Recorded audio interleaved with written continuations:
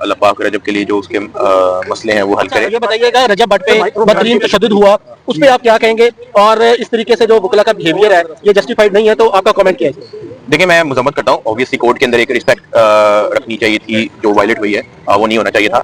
और अल्लाह पाक रजब के लिए जो उसके मसले हैं वो हल करे।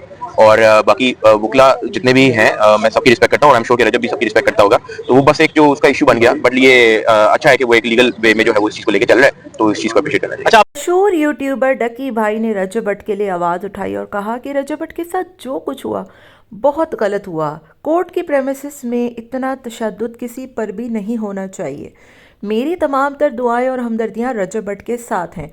कानून का रास्ता इख्तियार करें, अल्लाह ताला इंसाफ ज़रूर दिलाएगा। हमारे कानूनी इदारे, हमारी कोर्ट कचहरियाँ आज भी इंसाफ पर मबनी हैं और इंसाफ के ऊपर ही सारे फैसले होते हैं। डकी भाई ने फाइनली बड़ा बयान दिया है रजब भट्ट के खिलाफ होने वाली ज़्यादती पर। जो उनके साथ मारपीट की गई, उनके खिलाफ बुकला ने एक टोला बनाकर उन पर तशद्दुद किया, उसके खिलाफ रजब भट्ट के लिए डकी भाई ने स्टैंड ले लिया है और उनका भरपूर बयान आया है। उन्होंने कहा कि मेरी तमाम तर दुआएं, हमदर्दियाँ और सब सपोर्ट जो है वो रजब भट्ट के साथ है।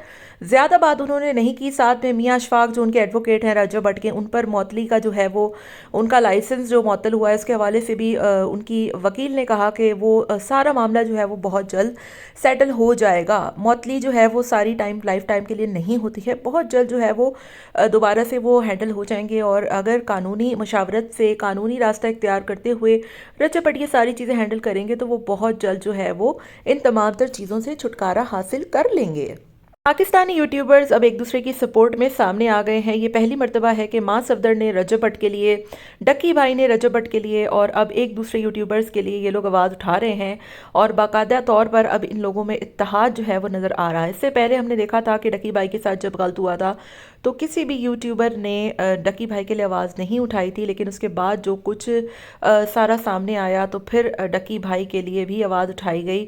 और अब फाइनली रजब भट्ट के लिए भी बहुत से यूट्यूबर्स हैं जो वीडियोस बना रहे हैं, उनके लिए वॉइस मैसेजेस कर रहे हैं। सेलिब्रिटीज़, एक्टर्स जो है वो रजब भट्ट के लिए बहुत आवाज़ उठा रहे हैं। और यही तमाम तर चीज़ें देखने के बाद हुकूमत ने, सिंध की हुकूमत ने भी एक्शन लेते हुए वकला के खिलाफ FIR दर्ज करवा दी थी। फाइनली डक्की भाई और रजब भट्ट की जो दोस्ती है वो भी हमें अब होती हुई दिखाई देती है। और डक्की भाई ने रजब भट्ट के लिए आवाज़ उठाते हुए बोल दिया है कि रजब भट्ट के साथ जो कुछ हुआ वो गलत हुआ, ऐसा नहीं होना चाहिए था।